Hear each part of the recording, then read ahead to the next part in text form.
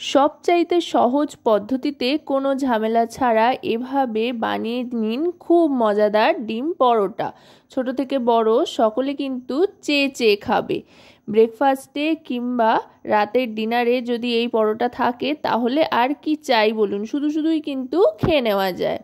রান্নাবাটির পক্ষ থেকে সকল দর্শক বন্ধুদের স্বাগত জানিয়ে শুরু করছি আজকের এই মজাদার রেসিপি। এর জন্য প্রথমে 2 বাটি আটা নিয়ে নিচ্ছি।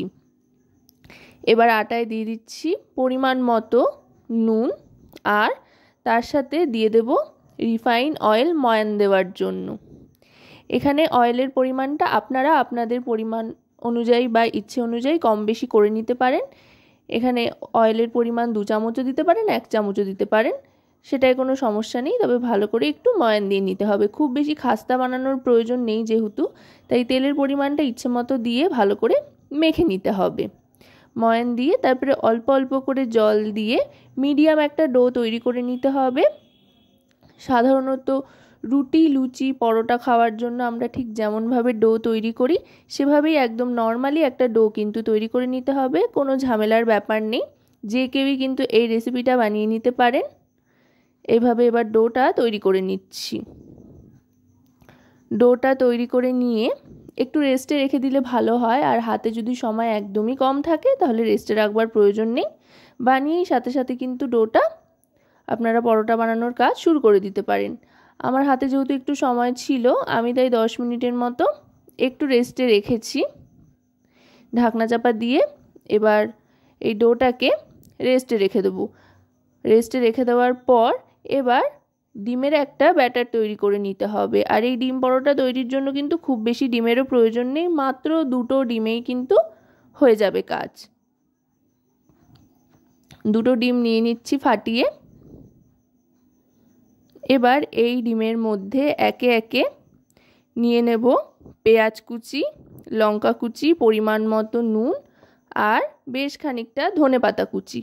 লঙ্কা কুচির পরিমাণটা আপনারা আপনাদের স্বাদ অনুযায়ী কম বেশি করে নিতে পারেন, যতটা ঝাল খাবেন তার উপরে নির্ভর করে।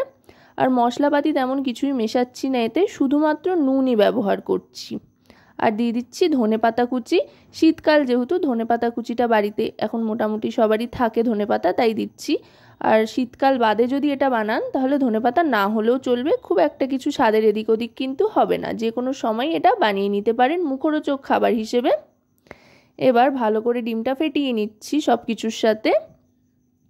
এখানে এই ডিমের ব্যাটারটা তৈরি হয়ে গিয়েছে। এবার আবার ডোয়ের দিকটায় চলে যাব। এবার এই ডো থেকে লেচি কেটে নেব। সাধারণ পরোটার থেকে একটু ছোট করে কাটবো, খুব একটা বেশি বড় বড় করে লেচিটা কাটবো না। আর আরেকটা বিষয়, সেটা হচ্ছে ডিমটা কিন্তু একটা বড় পাত্রে ফেটিয়ে নিতে হবে, ছোট পাত্রে ফেটালে কিন্তু সমস্যা হবে। এবার বেলে নিচ্ছি পরোটাগুলোকে এক এক করে। আমি এখানে গোল গোল পরোটা বেলে নিচ্ছি, আপনারা চাইলে আপনাদের পছন্দ মতো ত্রিকোণ, চৌকো যে কোনো আকৃতির পরোটা বেলে নিতে পারেন। পরোটাগুলো বেলে নেওয়ার পর এবার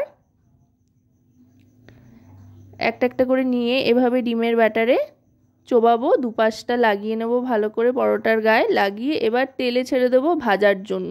পরোটাগুলো আগে থাকতে বেলে নিলে কিন্তু তাহলে ভাজতে সুবিধা হবে, আর তা না হলে কিন্তু ভাজতে একটু সমস্যা হয়ে যাবে, দুজনের প্রয়োজন হবে। আর একা হাতে করলে কিন্তু পরোটাগুলো আগে সব ভেজে বেলে নিয়ে তারপরে ভাজতে আরম্ভ করলে দেখবেন চটপট হয়ে যাচ্ছে। দেখুন দেখতে কতটা লোভনীয় হচ্ছে, দেখেই কিন্তু জিভে জল চলে আসছে। আশা করব রেসিপিটি আপনাদের ভালো লাগবে। ভালো লাগলে অবশ্যই রান্নাবাটি চ্যানেলটিকে সাবস্ক্রাইব করে লাইক, শেয়ার, কমেন্টের মাধ্যমে আমাদের পাশে থাকবেন। আর পাশে থাকা বেল আইকনটি অন করে দেবেন সবার আগে সমস্ত রকম নতুন রান্নার নোটিফিকেশান পাওয়ার জন্য। ওরে বাবা, এ তো আবার ফুলতেও আরম্ভ করেছে। এবার তুলে নিচ্ছি, আর তুলেই সার্ভ করে দিচ্ছি খাওয়ার জন্য। দেখবেন বাড়িতে বানিয়ে রাখতে পারবেন না, থালা পরিষ্কার হয়ে গিয়েছে। তো রেসিপিটা কেমন লাগলো জানাবেন।